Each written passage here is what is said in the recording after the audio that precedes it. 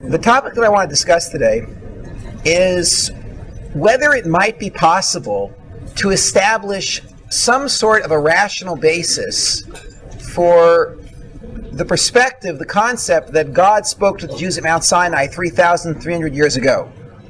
The approach I'm going to take is based on some work that I did as an undergraduate. When I was an undergraduate at UCLA, my degree was in 17th century Christian literature. And my approach to studying these groups, I confess, was one of skepticism. That is, I approached every religion I studied with the assumption that it was not true. And my goal was to find a way to undermine the religions that I was studying. It was not the most objective approach. When I was doing my undergraduate work, I developed an algorithm. See, and this algorithm, I believe, enables you to unravel almost any religion on the planet in about a minute and a half.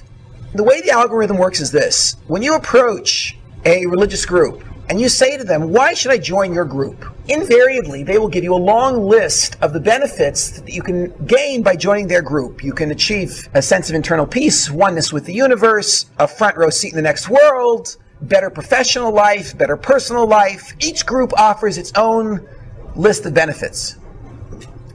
Now, if you ask the particular group that you're speaking to, if you ask them, can I derive these benefits from any other religious system? Invariably, they will tell you, no, of course not. Only with us. Which means they possess secret information that nobody else has. So then if you go to the next step and you say to them, so let me ask you something, where did you get this information? Then they will reveal to you something which I have dubbed the revelation narrative. A revelation narrative is the story of how any particular religion came to possess the secret information that you need to achieve their benefits. All revelation narratives in every religion I experienced follow a pattern. So if I was doing a 4-day seminar with you, I would actually schlep you through 20 or 30 or 40 revelation narratives so you can see the pattern. But I'll just describe the pattern to you, and as you go out on your own and research religions, you will notice the pattern immediately.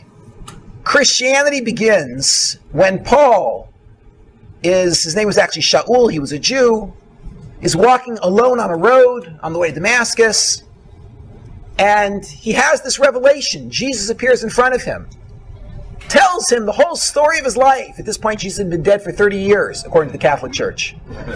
Jesus appears, tells the whole story of his life. Shaul, the Jew, converts on the spot to become a Christian, changes his name to Paul, comes back from this lone walk and tells the world, I've discovered Christianity, and that's the beginning of the religion.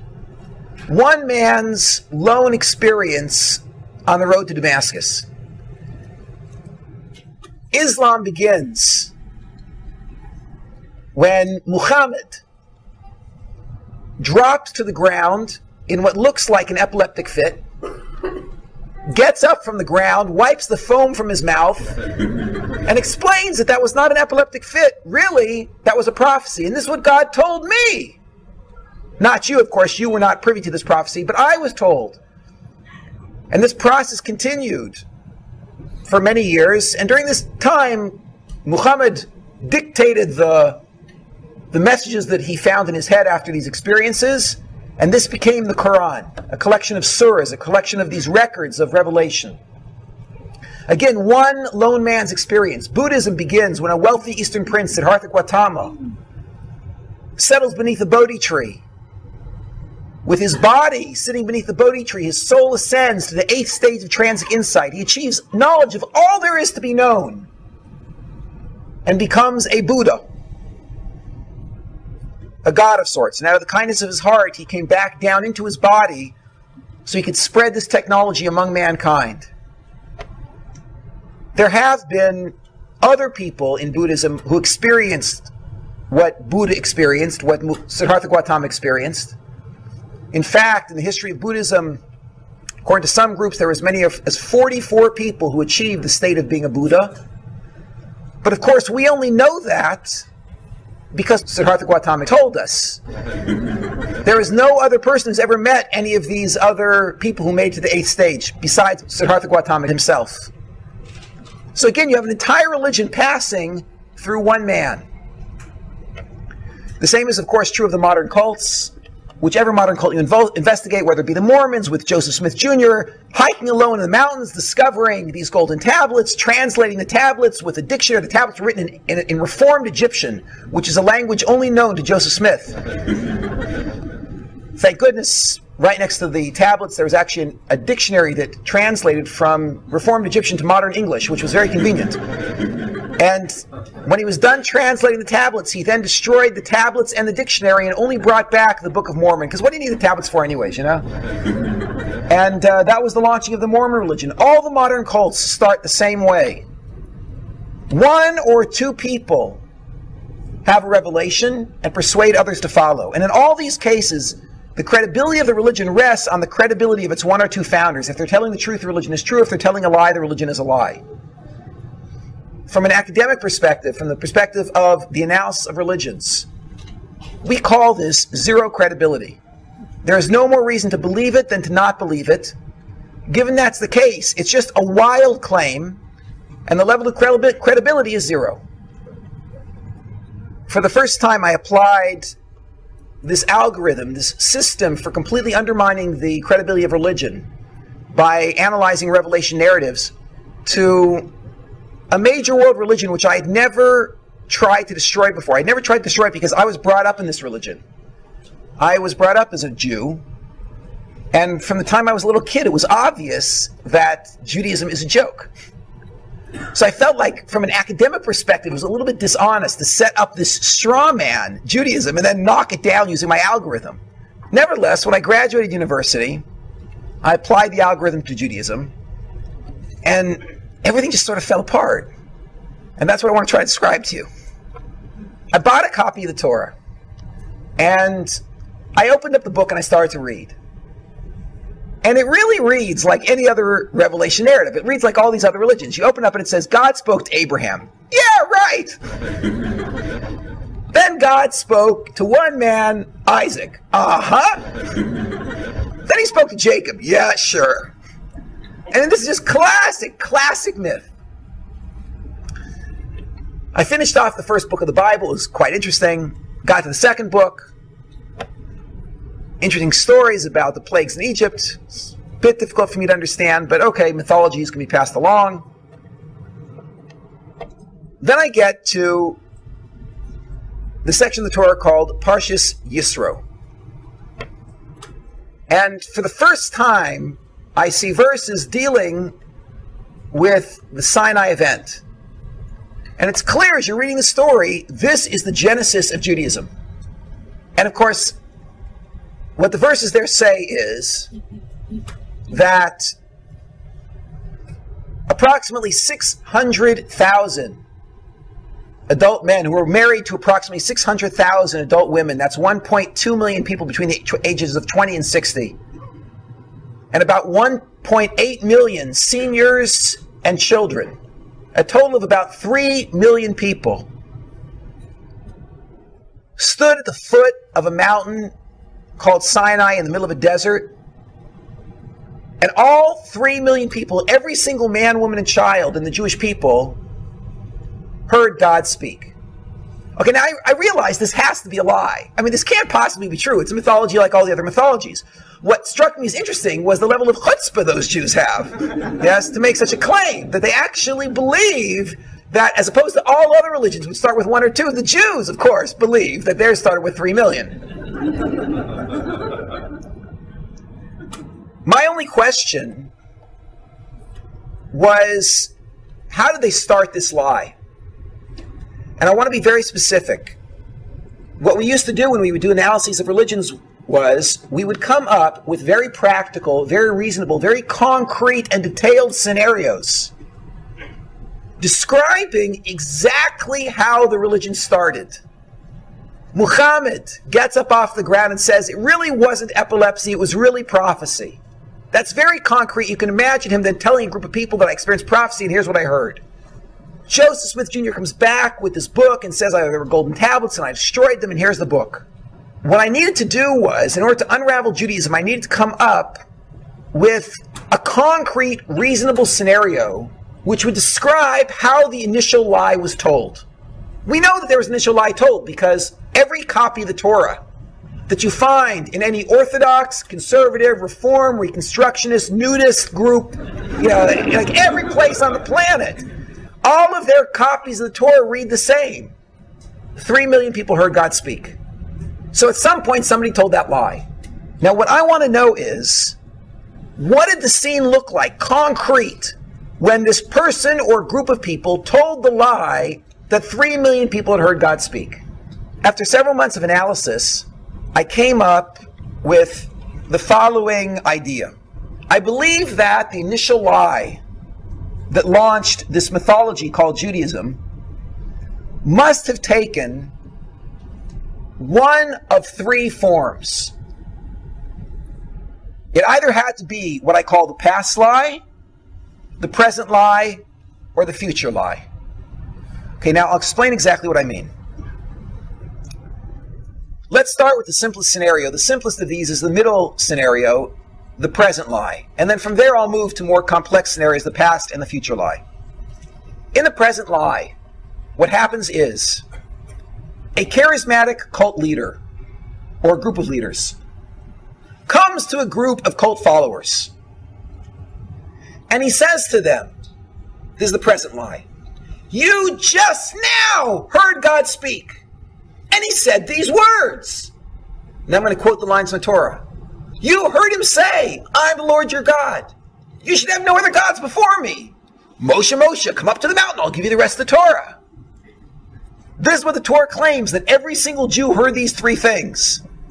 "I'm the Lord your God. You should have no other gods before me. Moshe, Moshe, come up to the top of the mountain. I'll give you the rest of the Torah." Now, how do I pull this off? Whatever, I'm a very charismatic leader, you're crazed slaves, like whatever the scenario is, somehow I persuade you to buy this. You say, "Amen!" and the whole thing is up and running. Okay. That's the present theory. We'll come back and do an analysis of this shortly. Let's move to past theory. Past theory works as follows. In past theory, I come to you and I say to you, "You heard nothing. 0. However, long ago, your ancestors stood at the foot of a great mountain in the Sinai desert. And there, they heard God speak. All of your ancestors were there. And they heard God say, 'I'm the Lord your God. You should know the gods before me. Moshe, Moshe, come up to the mountain.' And at that point, they all became Orthodox Jews. Now realize this is a lie. In other words, this is just what I'm telling you. Somehow I persuade you of this. You might ask me then, why doesn't my mother know? Why doesn't my grandmother know?" And of course, the true answer to that is because I just made this whole thing up 15 minutes ago in the other room. But I claim the reason your mother or grandmother doesn't know was because after the Torah was given and your ancestors accepted it, they all became Orthodox Jews. Then the Torah was carried for a period of 3 or 5 or 10 or 15 generations, and there was a disaster. What happened was, fill in the blank, there was an earthquake, there was a war, massive assimilation, whatever scenario you want to come up with. And the tradition was entirely forgotten from all of your families, which is why don't bother asking your mother about it. She won't know. Don't bother asking your grandparents or your great-parents. They won't know. And now my name is not going to be Moses now. My name is Fred. I've come to give you back your tradition, your heritage, the Torah, which I think the ink is just about dry on, and then I hand it to you. There is present theory. The Sinai event just took place. There's past theory. The Sinai event took place long ago. There's one other possibility, and I'm including this just for the sake of completeness. The other possibility is what I call future theory. In future theory, I come to you and I say, you heard nothing and your ancestors heard nothing. However, someday, your descendants will sit at the foot of a mountain called Sinai. There they will all hear God speak. He will say these words, "I'm the Lord your God. You should know the gods before me. Moshe, Moshe, come up to the mountain." Moshe will then go to the top of the mountain. He will receive the Torah. And here, I'm giving you guys an advanced copy. And then I hand you the book. Now, again, just for the sake of completeness, realize there cannot be another theory. Because since it says in every copy of the Torah on the planet, the 3 million Jews heard God speak at Mount Sinai, at some point somebody must have told that lie. When they told that lie, where did they place the Sinai event? The only possibilities are past, present, and future. Therefore, there cannot be another theory. What I want to do now is a very initial, superficial analysis of these three theories, pointing out what I consider to be light problems, not significant problems, with all three theories. And then I'm going to introduce you to what I call the bomb, which is a difficulty which I think unravels all three theories in one shot. First, the light problems. Let's start with present theory. In present theory, I come to you and I persuade you that you just heard God speak, and then I hand you the Torah and you accept it. Now, to appreciate why this theory is not accepted on any university campus, that is, there are no modern secular biblical critics who believe in present theory. And the reason is because of a small problem called Applewhite theorem. And I'll try to explain how this problem works.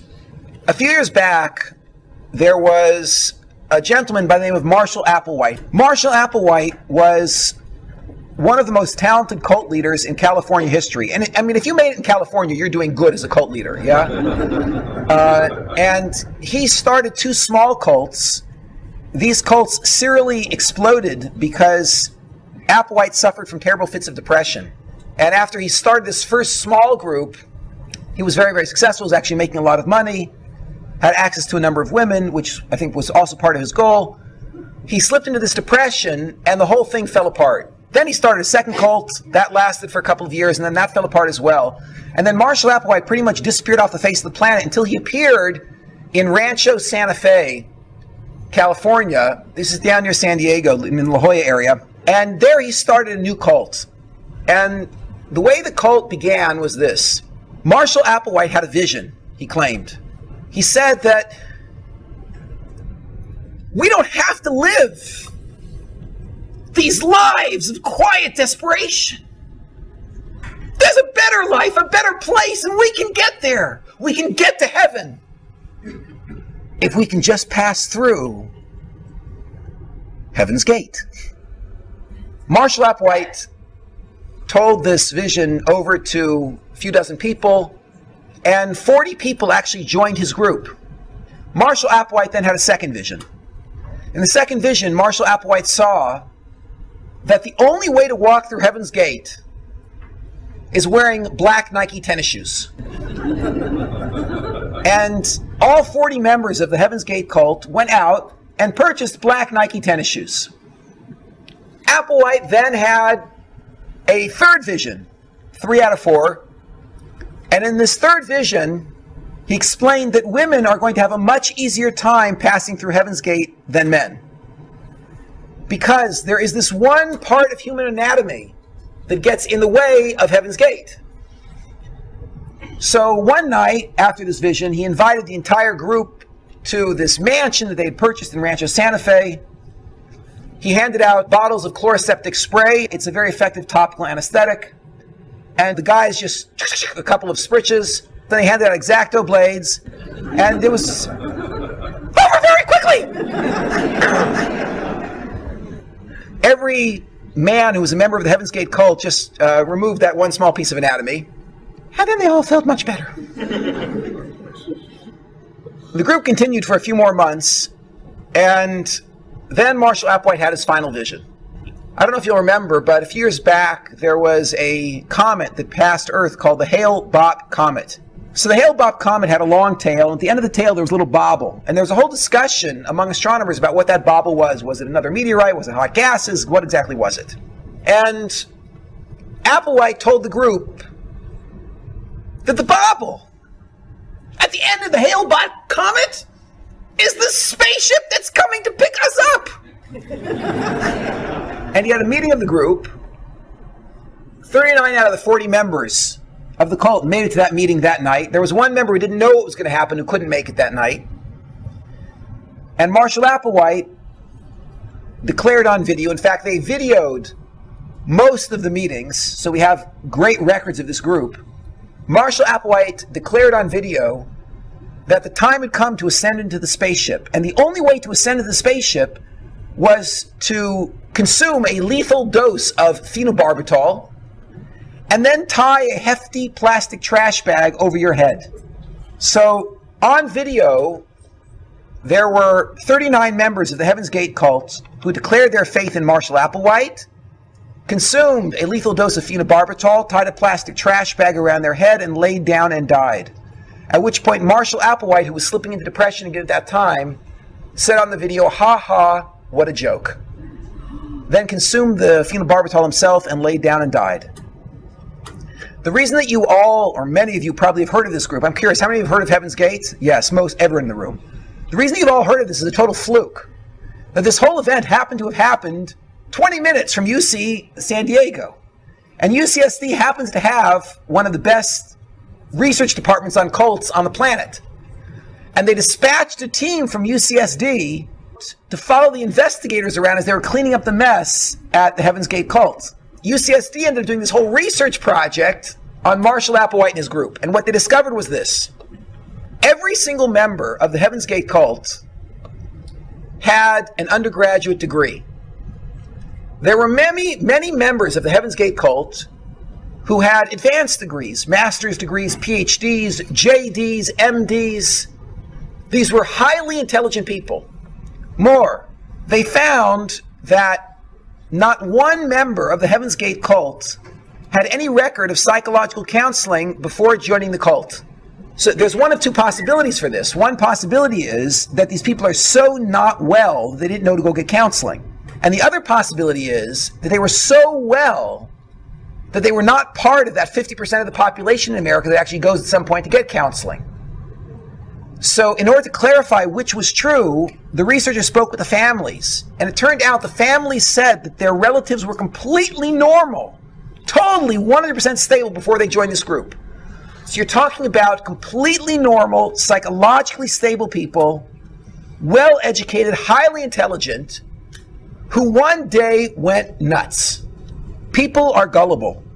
And given a charismatic leader, they will believe anything, even something that asks them to act self-destructively. Clause A, people are gullible.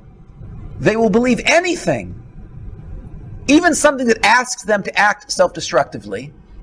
Clause B, as long as the lie cannot be checked. People are gullible, will believe anything, even something that asks them to act self-destructively. Key, as long as the lie cannot be checked. When Marshall Applewhite said that he had a vision that the only way to ascend to this spaceship that's coming to pick us up is to down a lethal dose of phenobarbital, is there any way to check that lie? No. Which is why it was believed. Now the truth is, Applewhite theorem explains the genesis of every religion you have ever heard of. Paul comes back from a walk to Damascus and says, I just met Jesus on the road. Can you check that lie? Siddhartha Gautama says, I just came down from the 8th stage of transic insight. Can you check that? Muhammad says, I just had a revelation. Joe Smith says, I found this golden tablets. With all of these religions, they conform to Applewhite theorem. That is, they all begin when one or two people have a revelation. That revelation is not checkable.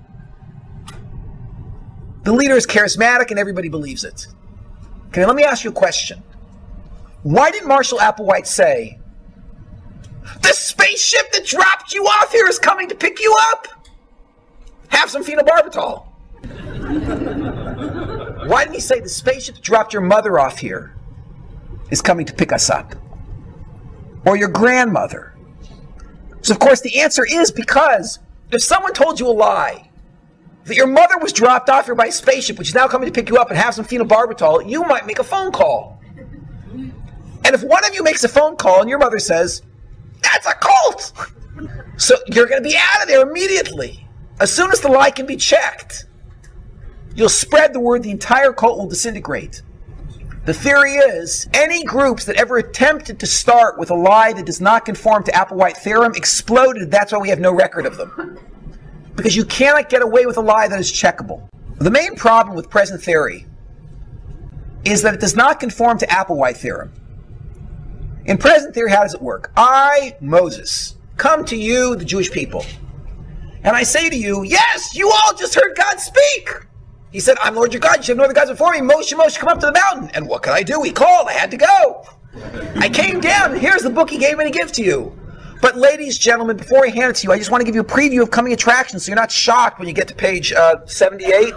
Yeah, we'll start off here. This is one for the guys. Listen, guys, there is a man handing out X-Acto blades. Each one of the guys, please take one. Yes. It says here what you're supposed to do is, this is on page 78 of the Torah scroll. It says what you do is you spread your legs, let's see, shoulder width apart. That's correct. Then hold the X-Acto blade, it says, in your right hand, and then with a smooth downward motion. Wow, like that. It's over very good. That was a man hyperventilating. Calm down. No, it's only the end you have to cut off. It's not the whole thing, yes? What do you mean, why should you do this? Well, the gods who you heard speak told me to tell you this. Now, ladies, gentlemen, can you imagine being a little bit, I'm sure the men can imagine, being a little bit hesitant to believe this? If you hadn't heard God, you might not be able to take this on. Here's another one. There are dozens of these. Ladies, listen, don't worry. We're not going to be walking through this this desert forever. Eventually, we're going to be out of this. We're going to come to the land of milk and honey. Ladies, you're all going to get apartments in Haifa and in Beersheba. For a $250,000, get one in Harnof. Come, it's going to be wonderful. Just follow me. But listen, I want to warn you, ladies, when you get to page 237 of the Torah scroll, there's this commandment. I should tell you about it before I hand you the book. It says here that, 3 times a year, at pre-announced periods, that's Pesach, Sukkot, and Shavuos. So all of us able-bodied men, anyone of fighting age, we are all going to abandon you on the borders. And we're going to go up to Jerusalem and have a party. Oh, ladies, I know what you're worried about. You're concerned that perhaps the Egyptians or the Lebanese or the Jordanians or the Syrians are going to come pouring over the borders and rape, rob, and pillage. Ladies, don't worry. The God of you heard speak is going to protect you. You can imagine someone being a little bit hesitant. Here's one of my favorites.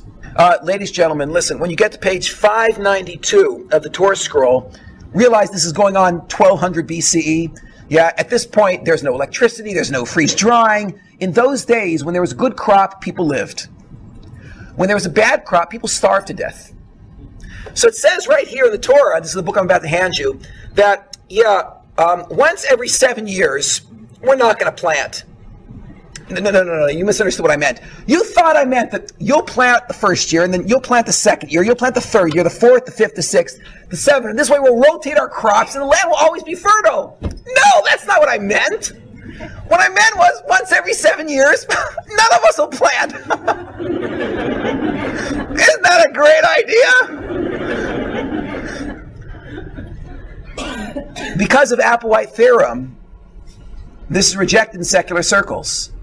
In secular academic circles, this is considered to be a joke. Now, there are people who don't have a background in religions who try in some way to make this whole present theory fly despite the problem of Applewhite theorem. People come up, people who don't have a background, don't know what works and what doesn't work in human psychology, will say, they were a bunch of, crazed slaves, and there was, mass hysteria, and they were hallucinating, and whatever. They just believed what he said because they were all fools. If you're not actually experienced in the world of religion, you come up with all sorts of crazy ideas of what will work. I'll never forget, one of my favorite theories was, he's the only person with a PhD I've ever met who actually believes in present theory, despite the problem of Applewhite theorem. I said to him, how can you possibly believe in present theory, given the problem of Applewhite theorem? He said, I'll tell you how it happened. He said, isn't it true that Abraham went to sacrifice his favorite son, Isaac? So I said, yeah, that's what the book says. So he said to me, Labe, would any normal person go to sacrifice their favorite son? Obviously, Abraham wasn't well. Now, isn't it true that Isaac, at the time of the sacrifice, was an adult? So I said, yeah, according to the book, it comes out he was an adult. And he says, and he cooperated? And I said, yeah, that's the indication from the book. It seems like he cooperated. He said, would any normal person cooperate and stretch out his neck so his father can slice it? Obviously, there was a developmental disability that was passed from Abraham down to Isaac. And it had a genetic component, and it went right into Jacob. Jacob passed it to the tribes. The tribes multiplied in Egypt. There was an entire nation of retarded people. Moses said to them, you heard God speak. And they said, we heard God speak. And that was it. The whole religion was up and running. So I said to him, listen, about you, I believe this. But how do do you explain that the highest, per capita frequency of Nobel Prize winners comes from the descendants of the only known retarded nation in history?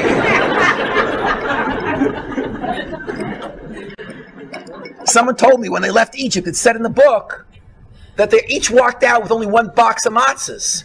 Now, even with the constipation factor, how long is that supposed to last?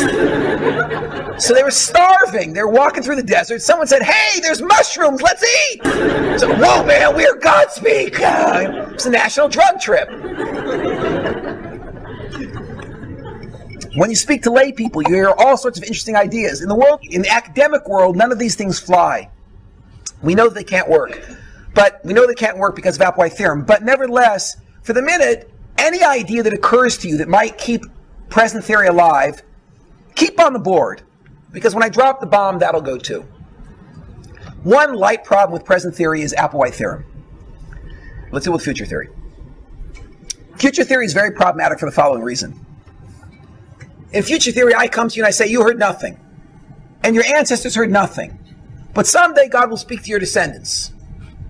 Now, to appreciate the problem with this theory, let me show you a strength of past and present, and you'll see the weakness of future. Let's take present. I come to you and I say, you heard God speak. Let's say somehow I persuade you. What do you tell your children? 4 words. I heard God speak. What does your child tell his child? My mother and father heard God speak. What does your grandchild tell his child? My grandparents, my great-grandparents, my great-great-grandparents, my ancestors heard God speak. So you see, the present lie would create the sociological phenomenon that we find in the world today.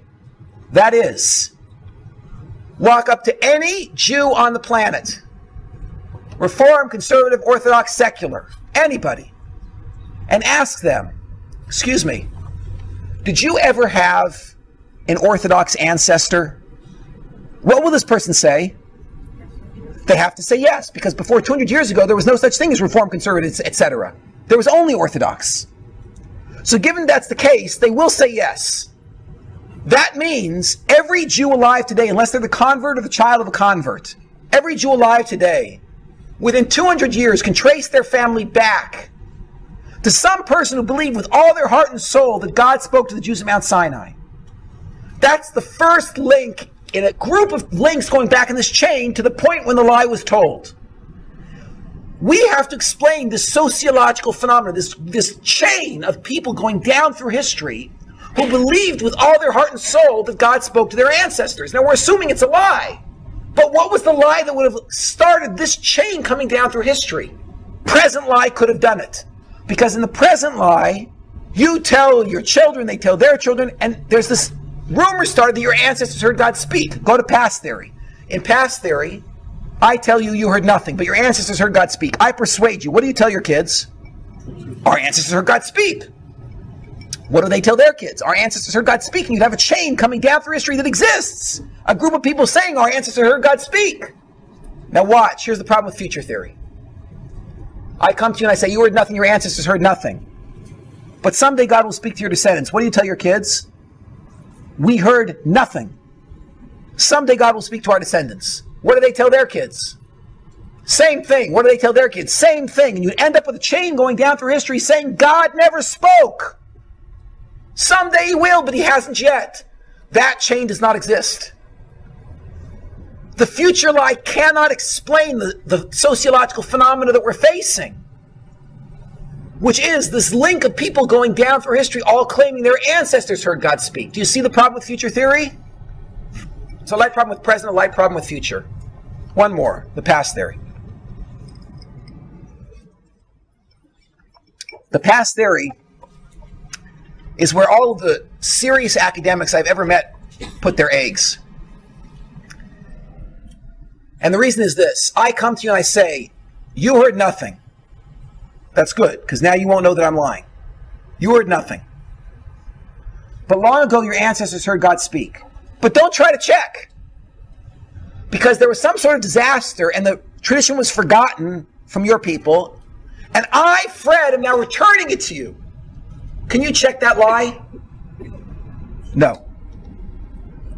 I'll say the tradition was lost 500 or 1,000 years ago, 2,000 years ago. The farther back I put it, the bigger the gap, the more untestable my lie is, and therefore the more secure it is.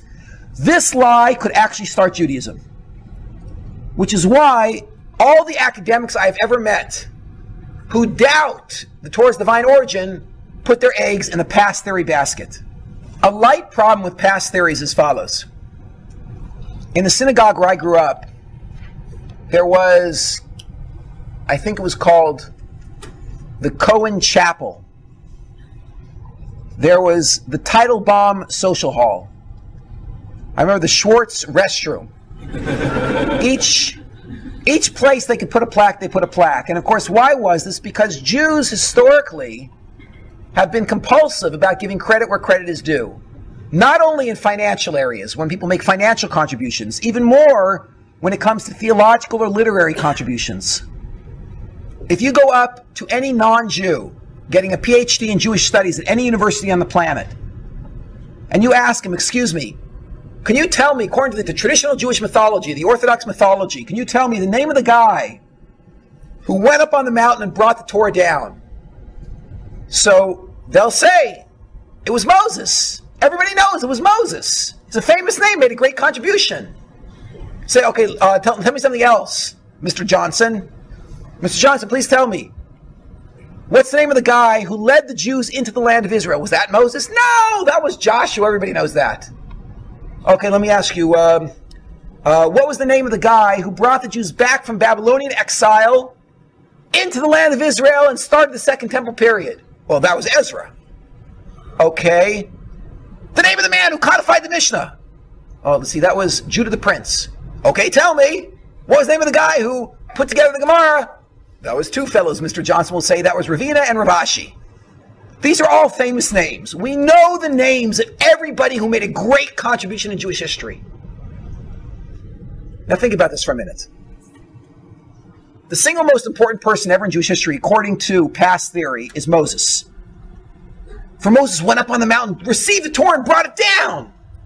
He gave it to the Jews accepted it, they all became religious. They carried it for several generations. Then there was a disaster, was lost. And for 2,000 years, nobody knew about Torah. Until the second most important person ever in Jewish history arrived on the scene. And his name was Fred! Now, the problem here is, in an otherwise comprehensive Jewish history, there is no record of the greatest crisis ever in Jewish history. That is 2,000 years of the Jews knowing nothing about the Sinai event. And there's no record of the second most important person in Jewish history, Fred! I actually ran a little experiment. This was actually quite entertaining for me. I went to an elderly rabbi in Jerusalem, someone who has a consistent tradition going all the way back to Europe, and I asked him, all this Jewish stuff, how do you know it? How do you know it's true? And he said to me, I heard it from my Rebbe. I said, yeah, what's your Rebbe's name? So my Rebbe's name is Rabbi Yerucham Levavitz. I said, yeah, when did he live? When did he die? He gives me the birth dates, the death dates.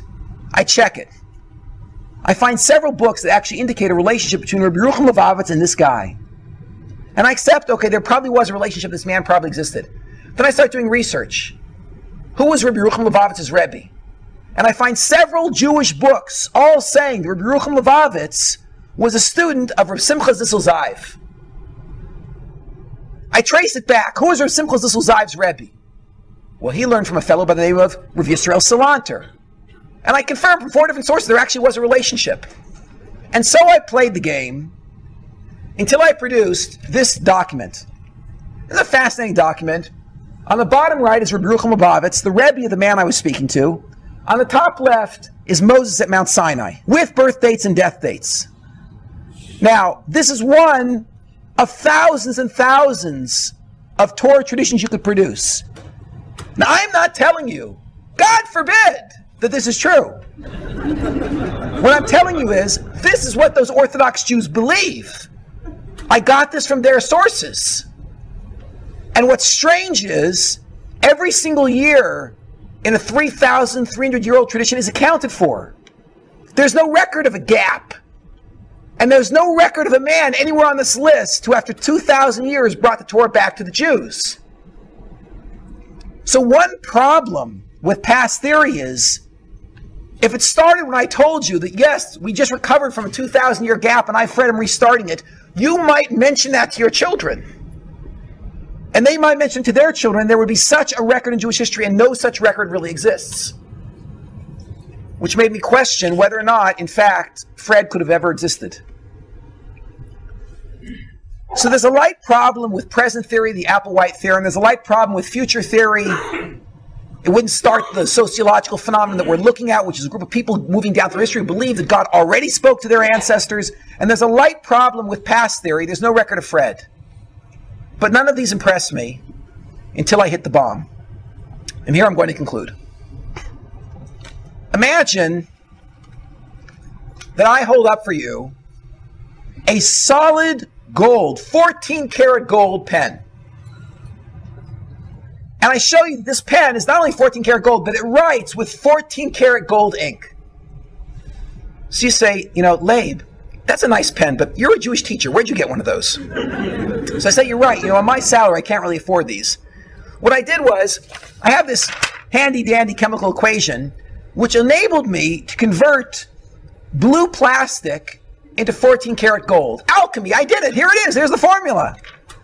And you say to me, Labe, how interesting. Could I borrow that for a few minutes? And you run off with this thing, you copy it, and you hand it out to 50 groups of chemists and physicists to see if I was lying or if I told the truth. And you take this document, you give it to them all, and for 30 years, 3 times a day, these 50 groups of physicists try to reproduce my experiment to see if I was lying or telling the truth. And at the end of 50 years, they all come back, and they throw the paper on the table and they say it didn't work. Tell me, what do you conclude? Was I lying or telling the truth? I was lying. You're right. Now let me explain how you know that I'm lying. Because all of you accept as the fundamental principle of science, the backbone of the scientific method, that anything that is natural will happen more than once. I can't say I just got lucky. If it happened once, it will happen twice. And if you can't do it a second time, it's because it can't be done naturally. I did my work at UCLA on what we call North Campus. North Campus is where we deal with the humanities. I had friends on South Campus. On South Campus, everyone was well familiar with this principle of science. Anything that's normal happened more than once. On North Campus, we adopted the same principle. I have friends who are in the history department there. I know that some of you studied history. Within history, they borrow this principle that anything that's normal will happen more than once. And they come up with their own algorithm, their own theorem. And that is 3 words. History repeats itself. And for anyone who's ever studied history, you know that it's true. Now, not in gruesome detail.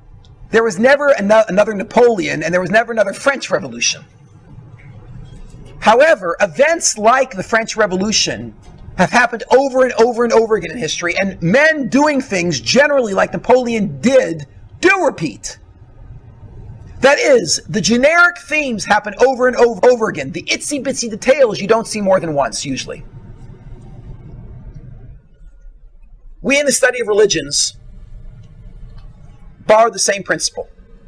In fact, one of my assignments at some point was to try to isolate the minimal number of themes I could come up with, which would allow me to produce every revelation narrative, every religion on the planet. And I actually produced every religion on the planet with 25 puzzle pieces. That is, if you give me 25 themes, the themes that I specify, general themes, I can create any religion on the planet. There's the man who achieves great wisdom and then comes down and heals people. There's the person who becomes God incarnate, right? There's 25 themes. I can create any religion you want except for one. There's one religion I can't create. There's one unique claim which is not specific, which is generic. That is, only once in 4,000 years of recorded human history was there ever a group who said, quote, God spoke to a group of people. Doesn't have to be 3 million in the science. God spoke to a group of people. That only happens 1.5 times in human history. Once by the Jews, and once half a time in another case I'll describe momentarily. How does this work now? Let's apply the theorem. Let's say you come to me and say, I'll tell you how it happened. It was a national drug trip. So I say, great, gosh, why didn't I think of that? A national drug trip, that could do it. Let me ask you something. Is a national drug trip a natural event? Now you want to defend your theory. So you say, yeah, it's natural. I say, let me ask you a second question. Do natural events happen more than once? You say, yeah, of course. I ask you a third question. Did that ever happen again? Was there ever another group in history because of a national drug trip all thought they heard God saying the same words? You say, no. Then I say, then that's not natural. You say, oh, wait, I'll tell you what happened. It was an evolving mythology. They first said it was one person heard God speak, then 10 people, then 5 generations later it was 100 people, then 50 generations later it was 10,000 people, then it was a whole nation. I say, wow, why didn't I think of that evolving mythology? Let me ask you something. Is it natural for mythology to evolve that a group of people heard God speak? You say, yeah, that's natural. I say, oh yeah, let me ask you something. Do natural things happen more than once? You say, yeah. I say, did that ever happen again? No. Then I say, then that's not natural. You say, okay, I'll tell you how it happened. It happened this way. And you come up with any theory you would ever hear ever in your life. Anything you'll ever think of when you leave here, any challenge anyone ever throws at you. And think of Kellerman saying, can I ask you a question? This theory you just came up with, is that natural? The person says, yeah, that's natural. You say, question number 2, do natural things happen more than once? Sure! Did that ever happen again? No. Well, then it's not natural. And any theory anybody ever comes up with will fall apart as you apply this analysis. Now there's a potential counter-argument which I'll just go over very quickly. Someone could say like this, it's a natural event, but extremely unlikely. So unlikely that it's only happened once so far in 4,000 years. But it could happen again any second. And it is natural, just so outrageously unlikely that it hasn't happened yet, since that one time. So just to borrow from statistical theory for a minute, we can say this in layman's terms or in mathematical terms. If the odds of an event taking place naturally are 1 in a million, what are the odds the event did not take place naturally? That is, what is the odds the event is somehow rigged? 999,999 out of a million. What are the odds of me taking a couple of dice, throwing the dice onto the table, and I tell you, I'm the luckiest guy in the world, watch this, I throw the dice onto the table and boom, double sixes pop up. What are the odds that would happen? 1 in 36. 1 in 36 that I'll get double sixes. Now, let's say I tell you, oh, that's nothing. You want to see really lucky? I take the dice, pull them back again, boom, throw them again, and they come out double sixes a second time. What are the odds of getting double sixes twice in a row? So the odds are 1 in 1,296. Now, if I threw double sixes twice in a row, how many people in this room would believe, in fact, I'm the luckiest guy in the world? Okay, a couple of people. Now, I then throw the dice a third time and say, oh, that's nothing, watch this, right? I toss them again, boom, poof, double sixes 3 times in a row. The odds of getting double sixes 3 times in a row are 1 in 46,656. There is now a 1 in 46,656 chance that these dice are not loaded. And there is a 46,655 out of 46,656 chance that these dice are loaded. How many people in the room believe I'm the luckiest guy in the world? I throw the dice a 4th time, and I get double sixes, and I tell you I'm really incredibly lucky. The odds of that happening are 1 in 1,679,616. At this point, how many people believe that I'm just incredibly lucky? Raise your hand. Oh, good. A few guys still. Fine. Okay, now, I throw the dice another 100 times in a row, getting double sixes. At this point, the guy behind the craps table has called the police. And I'm just telling them I'm really, really lucky, yeah? Okay. When I'm up to 175 double sixes in a row, so the police are putting on the handcuffs and they're dragging me out of the room, and I keep saying, guys, what's the problem? There is a 1 in 14,560,000,000 chance that I could have just gotten lucky. Why are you doing this to me?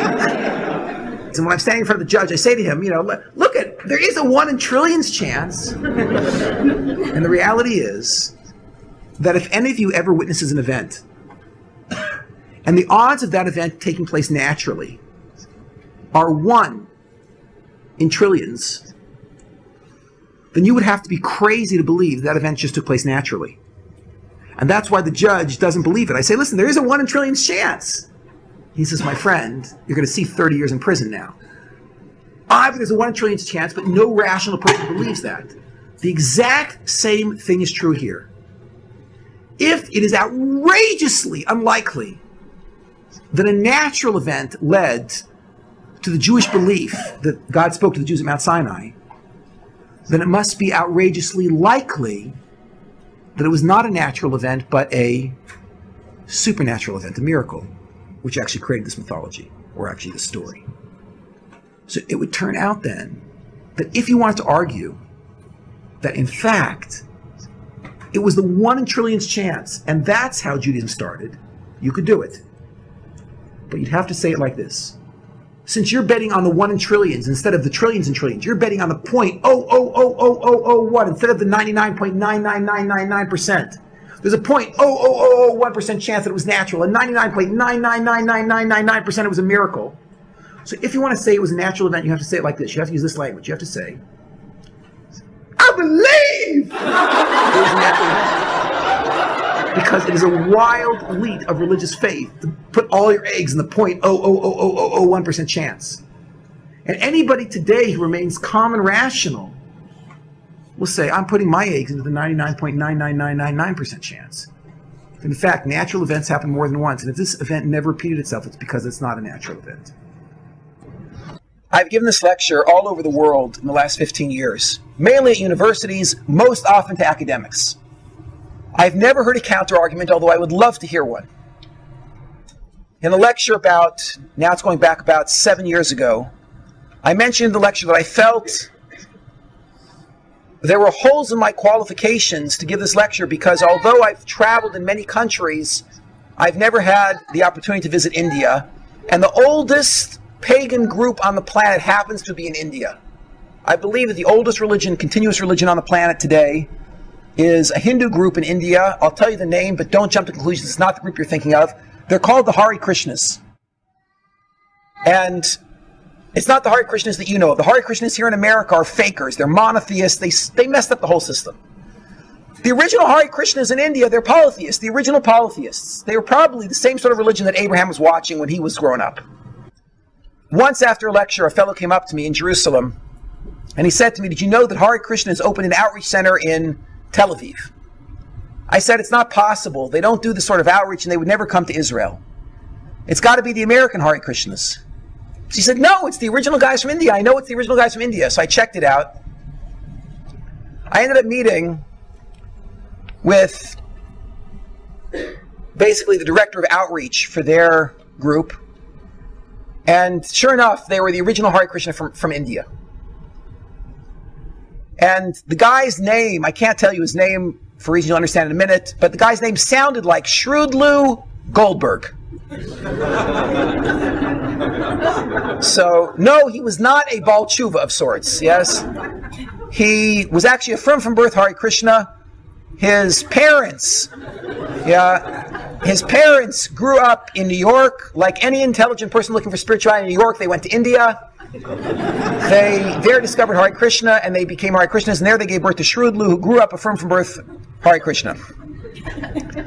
When they needed to send a team to do outreach in Israel, they picked Shrewdlou Goldberg to be the man.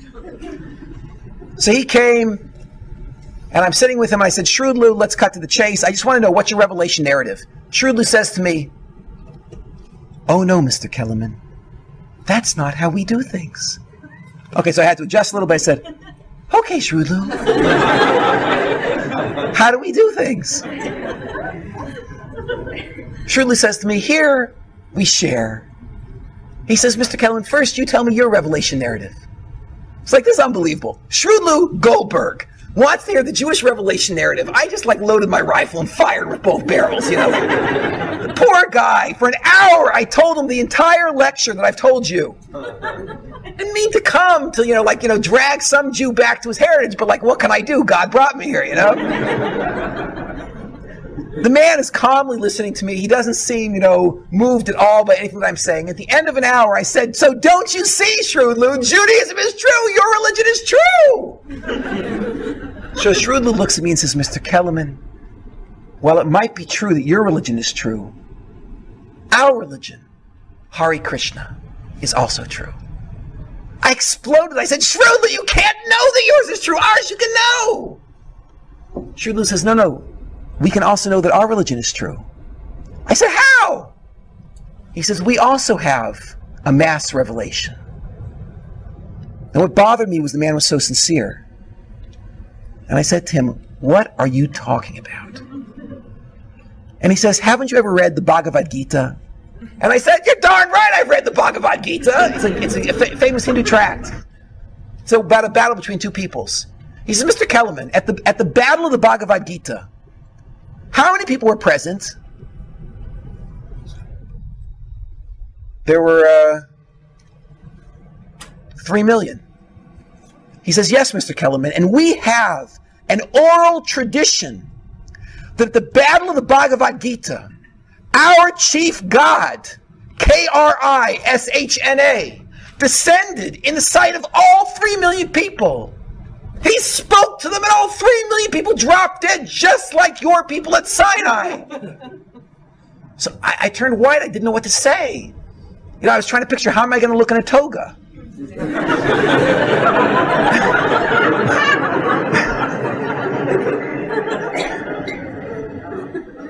And I told him the whole thing about God spoke to us, we dropped dead, we got back up again, the angels revived us, he spoke to us again, we dropped dead, and we said, please, Moshe, you get the Torah. I said to him, let's go over this again. God spoke to them, they all dropped dead, what happened next? He said, well, what do you mean? I said, God spoke to them, they all dropped dead, what happened next? He said, well, they laid there. I said, well, they didn't get back up again? He says, no. So I said, they were all dead? He said, yeah. So I said, then how do you know the story? So he says, well, many, many years later, that God came to one guy, told him, and then he told everybody else. I want to close with a beautiful section from the Torah. I opened up a Chumash on the spot. I had the Chumash there, and I read him this passage. This is Dvarim, Deuteronomy 4:32. You might inquire about times long past, going back to the time that God created man on earth, exploring one end of the heavens to the other. This is basically what I did. See if anything as great as this has ever happened, or if the like has ever been heard. Well, like what? What's the Torah's challenge here? What's so amazing? Has any nation ever heard God speaking out of fire as you have and still survived? The Torah understands that it's very easy to start a cult saying that everyone heard God speak, drop dead, and there's no traces left. But every single person sitting in this room can trace themselves back to a person who believed with all their heart and soul that God spoke to their ancestors at Mount Sinai, and from there it's a straight shot going back 3,300 years. And there is no way that such a lie can be started. It cannot be a lie. Because if there was some way for that sort of a lie to be started, we would find some trace of it in some other religion on the planet. Thank you. For more, please visit simpletoremember.com. Handpicked Jewish articles, audio and videos. Only the good stuff. All free. No sign-up.